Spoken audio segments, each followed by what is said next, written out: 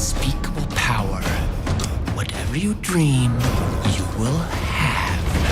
Spine of Night, a new animated sci-fi fantasy horror epic available for streaming on Shudder, and seems it's available on YouTube as well. I gotta say, there's a lot about this I was not expecting. The animation is certainly unique in this day and age, drawing very clear inspiration from classic films such as Heavy Metal and Fire and Ice. The entire film is rotoscoped, drawing over live action frame by frame, and even uses the old frame rate of 12 frames a second, which was used to make the films easier to handle. If you aren't used to these kind of visuals, it can be rather jarring, especially given its lack of shading. The other part is that this is a very violent and adult film. The main character is a mostly completely naked woman and you see everything. Another interesting choice is the storytelling itself. It's an anthology film, telling the story of a godly plant of knowledge passing between hands through the magic medieval world. It's wonderfully imaginative, but also rather dense given the high fantasy setting. It takes a lot of paying attention to understand the world and the dense dialogue and lore, but it's still fun. It kind of reminds me of the Witcher games in that sense. There's also some surprisingly big names in this, like Xena herself, Lucy Lawless, hell yeah. The violence is ridiculous too. People are mutilated and dismembered constantly in some honestly very creative ways too, with magic and blades and holy fire and plenty of other things. I quite like the philosophies in here as well. It isn't the most obvious thing, but I believe the story itself to be a metaphor for the classic biblical story of the first sin and man disobeying and overcoming God. Overall, I quite like this film a lot. It's unique, gorgeously animated, a fun high-tension soundtrack, varied and interesting settings and time periods, paced really well, and of course, it's very gory yet creative kills. I also haven't mentioned the backgrounds either. Most seem like watercolor and are beautifully detailed, which, truthfully, can look weird with the flat-colored characters on the other hand. Like I said before, it's a bit jarring. This film does have its issues, don't get me wrong. The writing and exposition can get extremely dense and difficult to follow, and the philosophical monologues can get tiring. Animation-wise, it's a great unique choice, but can be a bit janky at times, especially with mouth movements. Lips don't always look like they're saying the right words, and they can be too exaggerated at times, but that comes with the animation style. Ultimately,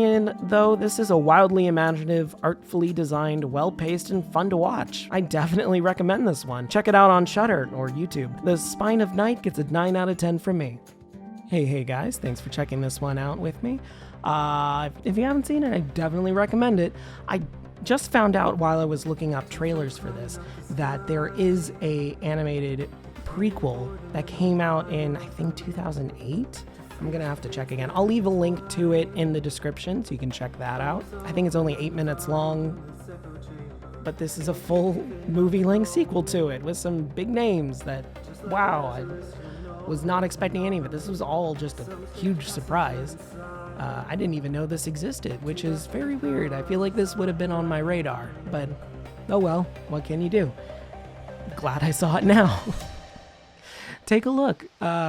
And if you have any other suggestions for something interesting that I haven't seen, feel free to drop a comment. Let me know what else you think you want me to check out. Oh, also, await further instructions on Shudder. Just got added there.